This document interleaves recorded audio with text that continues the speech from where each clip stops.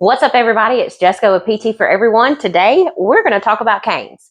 So this is a cane. There are several types of canes that you're going to see when you're out and about, when you're shopping for a cane, when you're looking for a cane.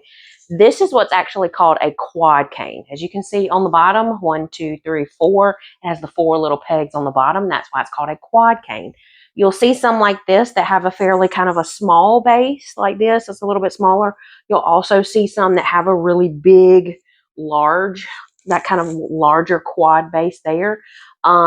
This one has a few other fancy attachments to it. It has a little thing here where you can put your wrist through there and have it, to hold on to make sure that it doesn't slip out of your hands. A whole lot of things, but they can also be extremely simple.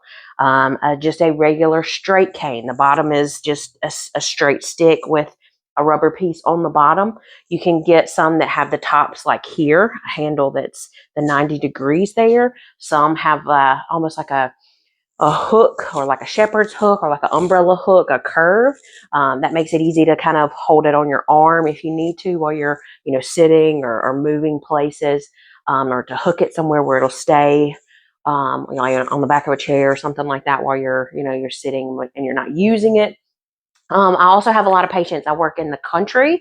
I work in the South. So I actually have a lot of patients that will also use what some people would probably call like a staff, or like a taller stick as a cane. Just because it's, taller, more like a staff kind of a shape. You may hold it more up here. It still is considered a cane. So tons and tons of different types of canes that you're going to be able to choose from. Most of these are usually fairly inexpensive. Of course, the more fancy of a cane that you get or you want to use, the more expensive it's going to be. But usually your run-of-the-mill, very simple, very plain canes, you can usually find them anywhere between 10 to 20 bucks. Find one that you think you're going to like. If you want one that's going to be able to sit and stand by itself, then you're going to want something with a little bit of a wider base.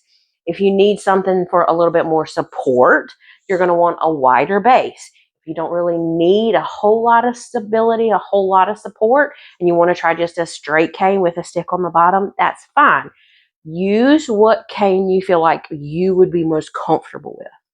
So let's talk about how you use a cane. So sometimes a cane can be a little bit tricky because it's only one piece. With our walkers, or say like with crutches or something like that, it's a bigger piece, or like I said, with the crutches, it's 2 pieces. Here with the cane, it's only one. So it's, well, which side does it go on? How do I use it? How do my steps look when I use it? Things like that. So let's talk about that really quick. So if you're using a cane just for general purposes, say just, for extra stability, extra support, something like that, then it really doesn't matter what side you put it on. A lot of times you're going to be more comfortable with it on, say, your dominant side. So say if you're left-handed, you'll feel more comfortable with it over here. If you're right-handed, you'll probably feel more comfortable with it in your right hand. So if you don't have like an injured or a weak side or anything like that, and you just want a cane for that extra added stability just in general, then again, figure out kind of which side you feel more comfortable using it on and use it on that side. Now, let's say you do have an injured side, a weak side, a quote bad side, and you want to have a cane for extra support, right? So for this example today, the way that my cane is turned, because when you have a cane with a wide base, I'll say this really quick, you want to look at how the bottom is here. You can tell that this points out a little bit further on this side. So you might have to turn it depending on what side you carry your cane on, because you want to make sure that this kind of flat side is closest to your body, so your toes and your shoes don't kick it and you don't catch it with your walking. So let's say that my right side, like I said, for today's example, is my injured side. Maybe I had surgery on that knee or that leg. Maybe I had a small stroke and that's my weak side.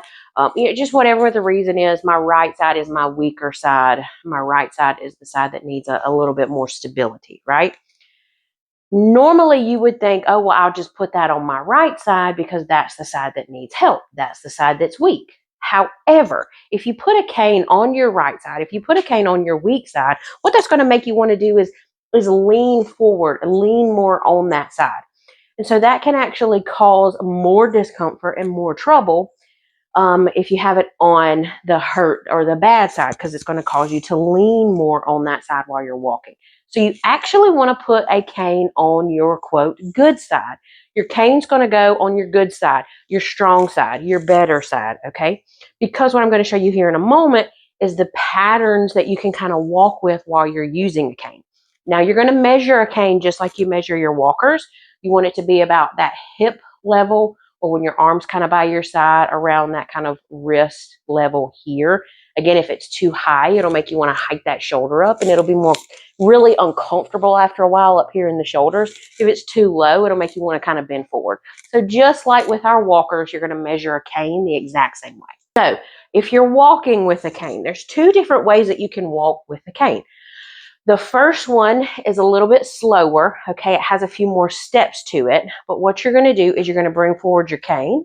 You're going to bring forward your bad leg or injured leg, hurt leg, okay? And then bring forward the good, strong, non-hurt leg, okay? So it would be cane, right, left, cane, right, left. And you would continue that on and on and on. So see how it's a little bit slower of a walk there. If you want to walk a little bit faster, or maybe that pattern just really isn't for you, it's hard for you to get that, that 1, 2, 3, you can't really get that down. Another way that you can walk with a cane, this is a little bit similar, but a little bit different, is bring forward the cane and that hurt or injured leg at the same time. So it would be cane and hurt or bad leg at the same time. Then I step forward with my good leg or my strong leg. Cane and right at the same time, step forward with the left. Cane and right at the same time, step forward with the left. So this is a little bit quicker, of course, but it's also not as many like 1, 2, 3, steps. So a lot of people like that pattern walking with a cane the best, just because it feels a little bit more natural. So whatever pattern you want to use while you're walking with your cane is completely up to you. Use what pattern that you're able to kind of get down.